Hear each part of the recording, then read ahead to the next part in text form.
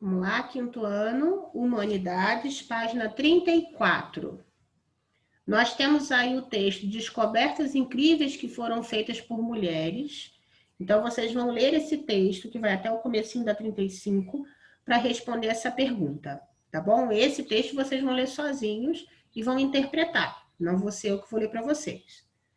Depois disso, lá finalzinho da 35, não precisa fazer o dialogando, que o dialogando eu vou fazendo enquanto eu estou explicando, tá bom? Lá no finalzinho da 35, nós temos tipos de movimentos sociais. Na aula passada, nós falamos sobre os movimentos sociais, que são aqueles movimentos que buscam, que lutam pelos seus direitos. Nós vimos que existem tipos diferentes de movimento que buscam coisas diferentes, né?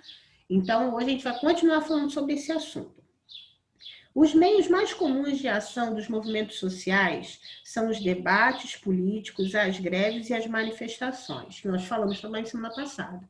Né? Como que a pessoa manifesta a sua insatisfação, como que a pessoa busca seus direitos? Então, eles fazem isso através de campanhas de manifestação pela rua, passeatas, tem gente que faz o panelaço, né, que vai batendo na panela, tem gente que faz greve, né, para de trabalhar para poder tentar alcançar os seus direitos. Então, existem várias formas, tá bom? Por muito tempo, os movimentos sociais foram discriminados e até mesmo criminalizados por gerarem algum tipo de desordem no meio espacial, nas manifestações, espacial não é espaço, né? Espaço aqui, tá?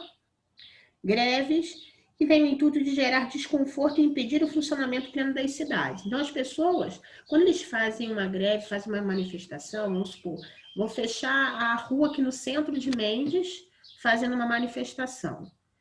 Eu vou impedir o trânsito para chamar atenção para aquilo que eu quero. Então, a intenção não é agredir, a intenção é parar a cidade, né, o bairro, a rua, para as pessoas poderem focar no que a gente tá lutando, né? Em prol daquilo que a gente tá querendo defender. Eu não vou ler o texto inteiro, porque é um texto muito longo, então eu vou falando e vou explicando, tá bom? Essas manifestações, na página 36, os movimentos sociais podem ser divididos em conjuntural e estrutural. Então, vamos ver a diferença desses dois? Conjuntural. Surge de uma demanda específica de um tempo histórico específico. Como, por exemplo, temos o movimento contra as barragens que ocorrem enquanto a construção de uma barragem está acontecendo e prejudica as populações que vivem naquela região, como no caso, Belo Monte, na Amazônia. Então, quando fala que ela é específica, então eu só estou lutando por aquela barragem.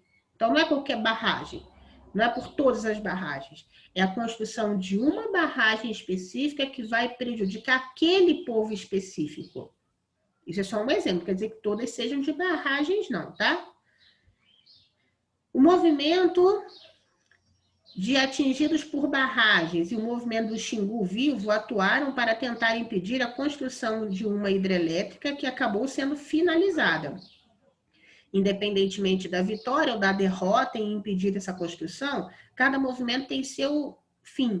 A greve por aumento salarial é um exemplo disso, visto que após a conquista desse pedido, ela é encerrada. Então, essa conjuntural, ela acontece naquele período e acabou. Ah, vou lutar por melhores salários, então foi decidido ali, teve o aumento, acabou. Ah, eu quero que vão fazer um protesto, um movimento social contra a construção de uma indústria aqui em Mendes que vai poluir o rio. Então, enquanto está construindo, a gente está lutando. Acabou, acabou. Já o estrutural são os movimentos de longo prazo, como movimentos sociais contra o racismo, o sexismo e a homofobia. Então, são movimentos que não é na hora que está construindo ou fazendo alguma coisa, é um movimento contínuo. Sempre vai ter gente preconceituosa, sempre vai ter gente racista.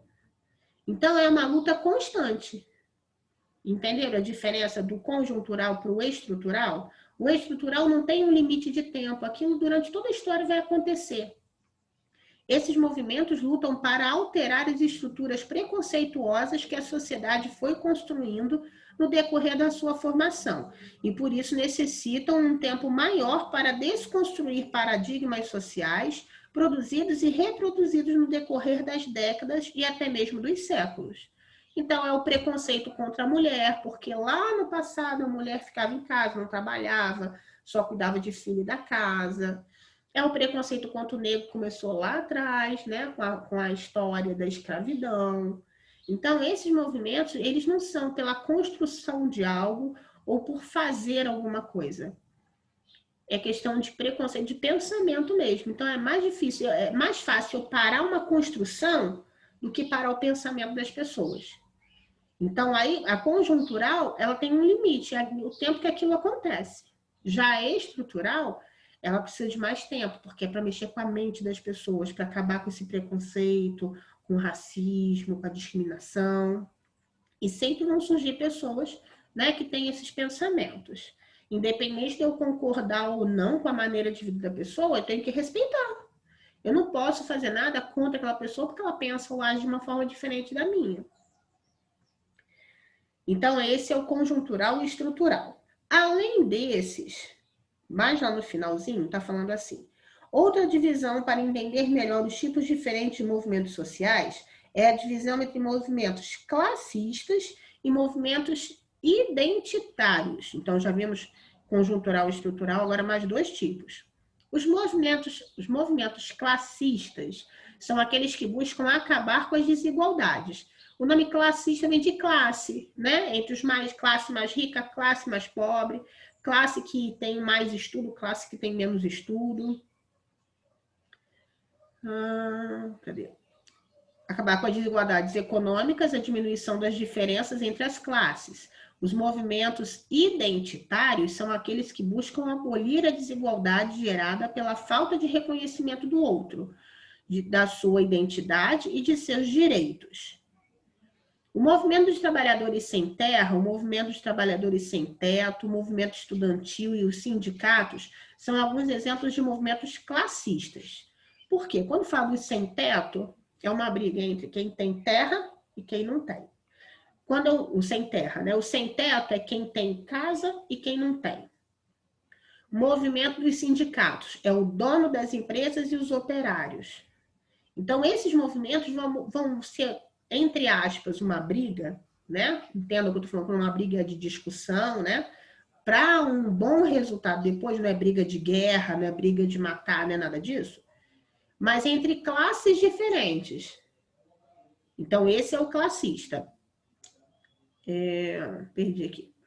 Esses movimentos são caracterizados geralmente por possuir estruturas hierárquicas e seus embates políticos com o Estado são emblemáticos, pois as mudanças que almejam estão nas estruturas econômicas e sociais. Quando fala estrutura hierárquica, hierarquia é aquele, né, como se fosse o menos importante até o mais importante. Então, vai mostrar as classes. O dono da fábrica com os operários. O dono da fazenda com sem terra. Então, esse é o classista. Os sindicatos, os partidos trabalhistas e muitos dos direitos trabalhistas são frutos da atuação histórica desses movimentos, que também são reconhecidos como movimentos sociais tradicionais. Então, esses movimentos, muitas vezes, eles vão dar resultado positivo. É a melhora, é a discussão do dono da empresa e os funcionários. Isso vai gerar um salário melhor para o funcionário, isso vai gerar uma organização melhor no trabalho, que vai gerar mais renda, mais lucro para a empresa. Então, essas discussões, esses movimentos sociais, eles não são simplesmente brigar por brigar, é para alcançar alguma coisa, uma melhoria. Já os movimentos identitários advêm da emergência das pautas reivindicadas por grupos socialmente minoritários, isto é, historicamente excluídos ou marginalizados. O termo minoritário não é sinônimo de uma minoria em termos quantitativos. Como sabemos, a população negra existe em grande número no Brasil, o que seria incorreto tratá-los como minoria em relação à quantidade de pessoas.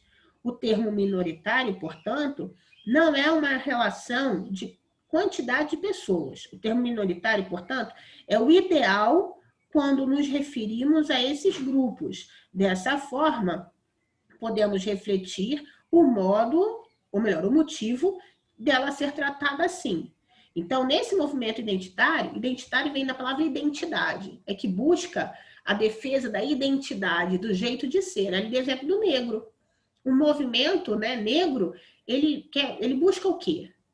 O reconhecimento da identidade negra, o direito de ser negro com os hábitos que ele tem, com a religião que ele tem, com os costumes que ele tem, sem levar em conta todo o preconceito histórico. Ali a gente pode botar também como identitário o movimento feminista, que busca a identidade da mulher como uma mulher atuante hoje na sociedade, não uma mulher do passado. Então, temos aí mais dois, identitários e classicistas. Mas, no final, temos o movimento de indígenas, no último parágrafo da 37. Movimentos indígenas, por sua vez, buscam respeito por suas histórias respectivas de mundo e modos de vida. As estimativas são de que pelo menos 5 milhões de habitantes nativos viviam no Brasil em 1500. Presta atenção nisso, hein? 5 milhões de indígenas no Brasil.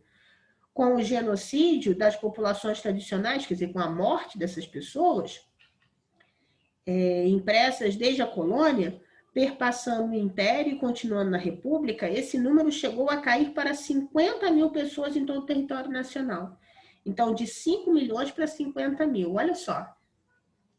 Aqui se reduziu, né, o número de indígenas. Então, os movimentos indígenas são em busca dos direitos indígenas. Né? Nós já conversamos outro dia, né? Os indígenas eles têm direito a ter terra, tem a terra dos índios que o branco não tem o direito de invadir, né? O índio ele tem o direito de explorar as riquezas daquela terra, viver da caça, viver da pesca, e ninguém pode interferir. Claro, a não ser que esteja fazendo alguma coisa muito errada, mas a vivência do índio não é para isso, né? Então, os movimentos indígenas, eles vão buscar esses direitos indígenas, né? Diante de uma sociedade que quer tudo, então o homem branco quer tomar tudo, quer ser dono de tudo, quer explorar tudo, e às vezes eles vão deixando o índio de lado e pegando tudo que é deles. Então, esse movimento indígena, ele vem buscar essa estruturação da situação do índio. Existem também movimentos que abarcam essas duas frentes, sendo tanto identitários como classicistas, como o movimento feminista e o movimento negro. Ambos lutam não só pela igualdade salarial, estrutural e social, mas também pelo respeito dos costumes e corpos. Os movimentos sociais incorporam a diversidade de ideias e valores. E, por vezes, no mesmo movimento, várias manifestações e ações se desenvolvem de formas diferentes. Então, dependendo do foco, eu posso lutar pela identidade do negro e posso lutar também, no movimento classicista, né, a disputa, a diferença, o desequilíbrio entre brancos e negros, como se fossem classes diferentes.